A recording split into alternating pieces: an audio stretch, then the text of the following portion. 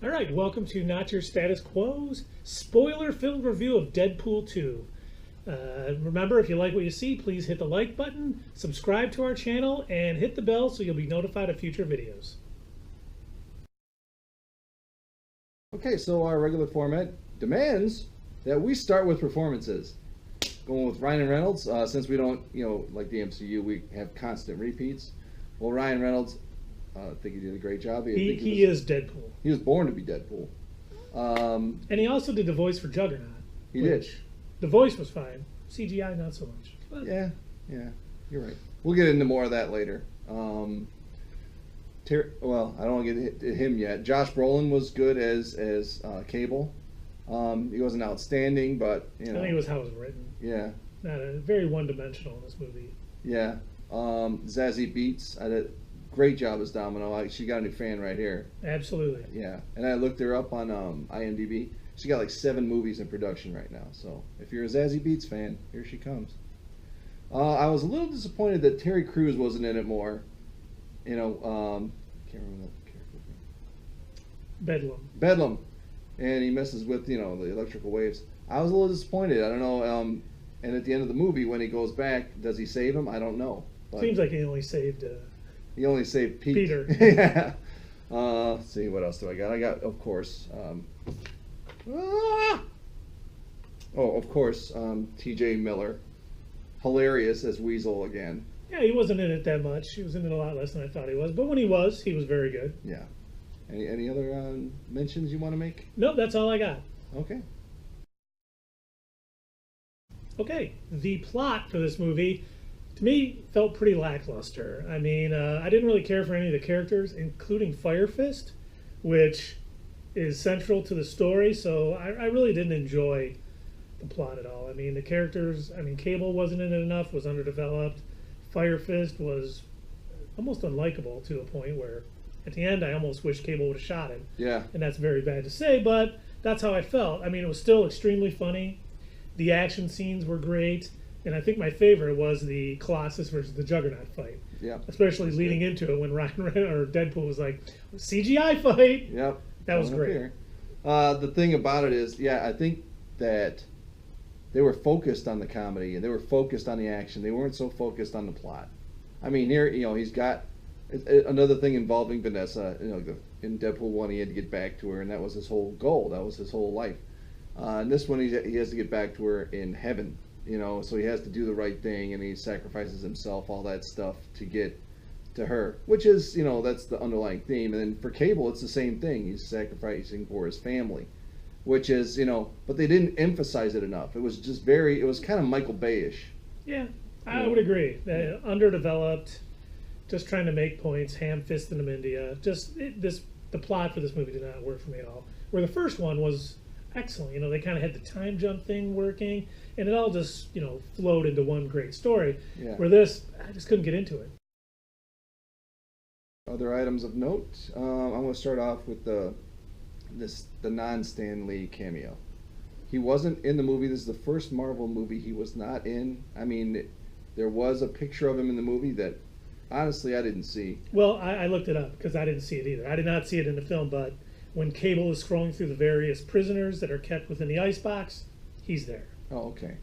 Yeah, I think I was a little worried about it because, he is 94. Maybe he's not feeling good. I don't know, but I hope that's not the case.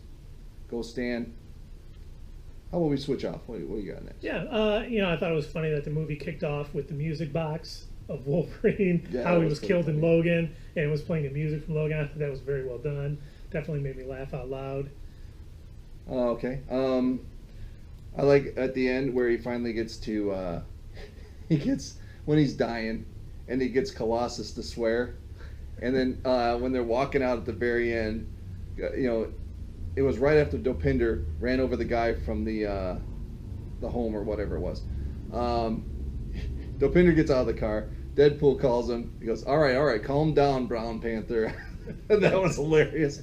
Immediately after that, which is when people are probably laughing, Colossus says, yeah, let's get out of here before Fuckernot gets up. I had to bleep that. Well, I didn't. That was funny. Go ahead. No, it was definitely, that was a good part. And then you see Colossus or Juggernaut climbing out of the thing at the end if you look to the right. But I liked it when Deadpool was in the X Mansion and he was sitting around wearing Cerebro.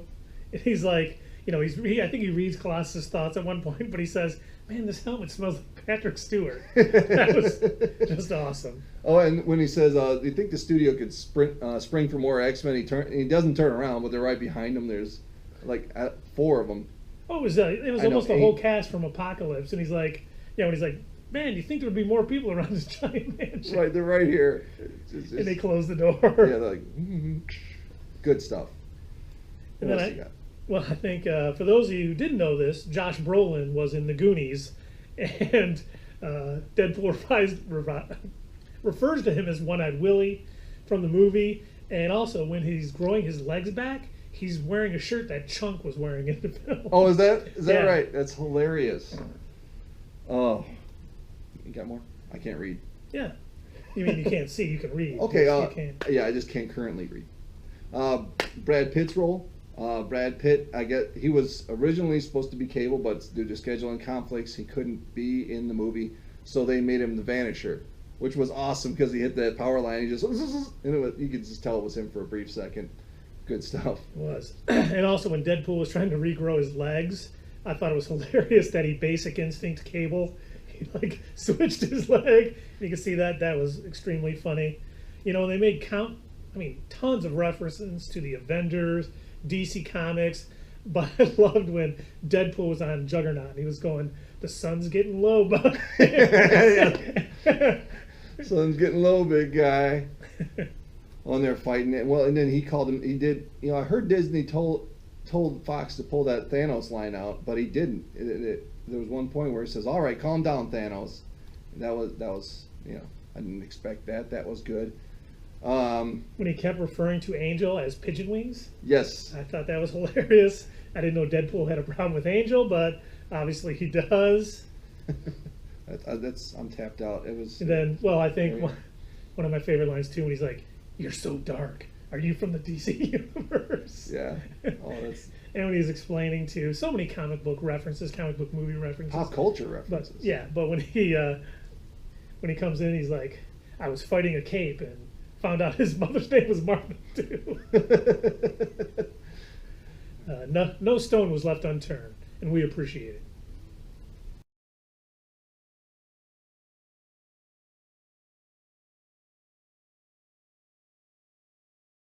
And we are back.